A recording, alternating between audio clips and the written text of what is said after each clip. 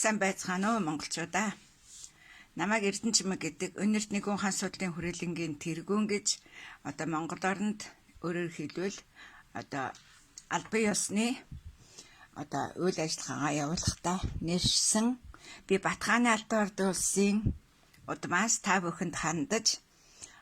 хэрхэн Монгол орнд цагаагаарт нөлөөлж байгаа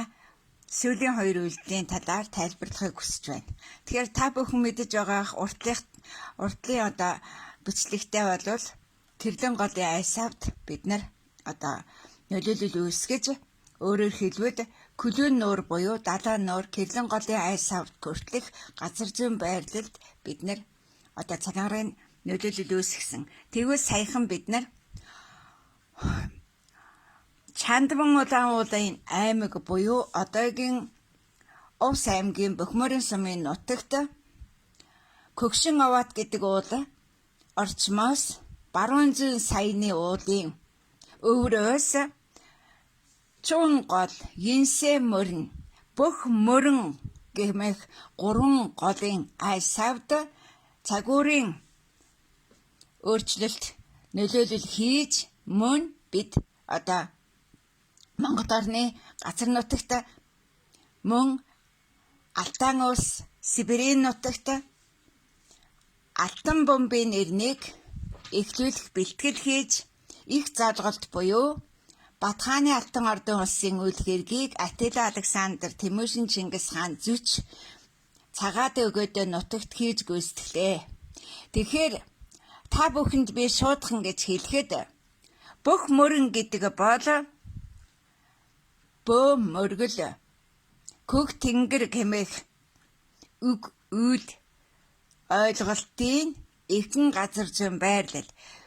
Өөрөөр хэлбэл мөрөн голын айс авийнхны өнөөгийн Монгол үндэстнүүдийн хувьд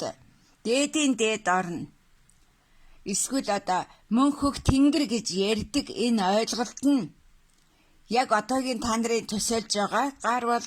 зүүн зүгт хандах юм бол эсвэл манжийн хязгаарын энэ Пиктусан галтуул болно. Эсвэл үлэм тайган бухын доодохыг харах залт үнгийн үйлдэл болно. Тэгвэл хүн төрөлхтний түүхэнд бөө, бэхэ, бүх гэсэн 3 үгийг монгол бичгээр нэг ижил бичиж 3 янзаар ойлгодог. Энэ бүх мөрөн гэдэг голын айсаваас Монгол оронд одоогийн та нарын ойлгож байгаа Монгол улсын нутаг дэвсгэрт Алтан бомбын нэр нь эхлэж байгаатай холбогдуулаад мөнгөн бомбын нэрнг эхлүүллээ. Энэ бол Бүх мөрөн гол Үүрэг нуурын мандлаар дамжиж, Хар ус нуурын мандлаар Ховд голоор дамжиж, X нуурын мандлаар дамжин эцэстээ Даргангийн нутагт нуурын хоолоотойгоор очиж зогсдог энэ Монголын Эрдэнэ төвхт 33 говийн айсав нутаг усны ойлголтод хамаарна. Тэгэхээр та бүхэн өөрсдөө мэдэж байгаа. Энэ Даргангийн нутагт Монголын говийн элсэн цөл очиж төгсгөл болж дуустдаг Төв Азийн элсэн цөл. Тэгвэл яг хэрвээ энэ цасан шуургатай хүйтэн цасан нөмрөг бүрхүүлтэй байх үед монголчууд гэмэх энэ монгол үндэстнүүд яг үнэндээ Алтан овоо гэмэх газар зүйн байрлалд байгаа Манжийн хааны тахилгыг зогсоовоос та бүхэн ямхын салхитор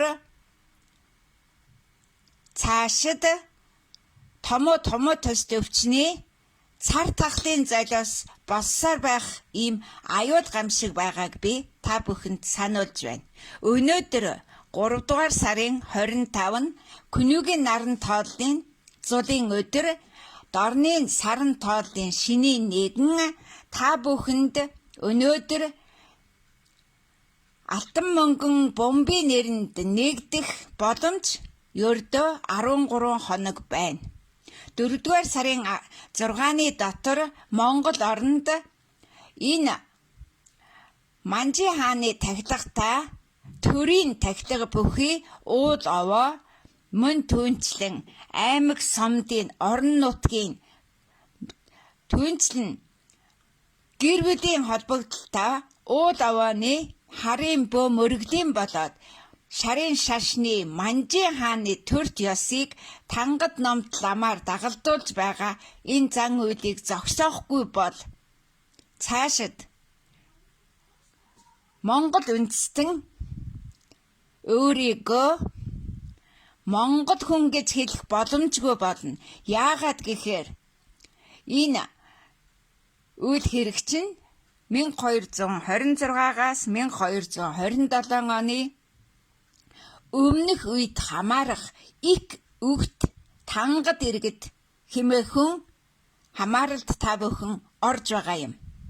Ялангуяа Монгол орны төрийн тахилга маш аимшигтайгаар Монгол орныг энэ аимшигт зан үйлд багтааж байгаа мөн түнчлэн ТV9 телевиз орон даяар айл бүхний хойморт Тангад ном номлолыг үлдэж хатх монголчууд яг өнөөдөр шар морины айсаваас ирүүлсэн халахын хамаг бахархал болсон Тангад ном төвд мөргөл дор бүх Монголыг нэгтгэх гэж оролдсон энэ оролдлогын эцэстээ Тангад монголчуудын 1207 оноос 1227 онд Чингис хаан дарагдсан өш хонзонг авахд Тангадуудад тусалж буй нэн чухал сөрөг үйл явдал болж байгааг таньж мэдэх цаг иржээ. Тэгэхээр Хөх Монгол гэдэг бол яг өнөөдрийн Монгол улсын нутаг дэвсгэр дээгүүр баруун зүүн саяны нутгийн оргил мөнгөн тайгын нууднаас орж ирэх бүх мөрөн гэдэг голын айсав Монгол орны нутгаар дамжин өнгөрсөөр даргангийн өндөрлөгийн тавцанд тулж очих үед Монгол хэмээх Хөх уст, Хөх нурууд, Хөх толбот хэмээх хүмүүсийн амьдрах оршихуйг баталгаажуулдаг юм. Тэгэхээр мөрөн голын айс авийнхан баруунаас зүүн тийш орсох голын айс авд Монгол хэмээх байдаг бол зүүнээс баруун тулш явсах голын айс авд Тангад хэмээх оршин байдгийг золиос болж суугаан Манж гүнжийн көвөн Эпү ноёны хүү 2-р богд түүний Шарлын сүм оршин байгаа Улаанбаатар хотод Манж гүнжийн көвөн 2-р богдын хойд дүрийг төвдөөс 6 удаа тодруулсан энэ үйл хэрэг нь ерөнхийдөө Манж төвдийн төрт ёсны үйл хэрэг байсан. Энэ үйл хэрэг ялангуяа Улаанбаатар хотод өрнсөн энэ богдын хойд дүр гэдэг үйл хэрэг нь хизээч ойр дэхийн өндөр гэгэний үйл хэрэгт үл хамаарахыг дэлхийд дахинд бид зарлаж байна. Тийм учраас Манж гүнжийн көвөн 2-р богдын нутгалсан нутгаар нутаглан байж түүний хойд дүр болох 6 Манж хааны зарлиг дагсан төвдийн 6 хотгтын энэ мөргөлөө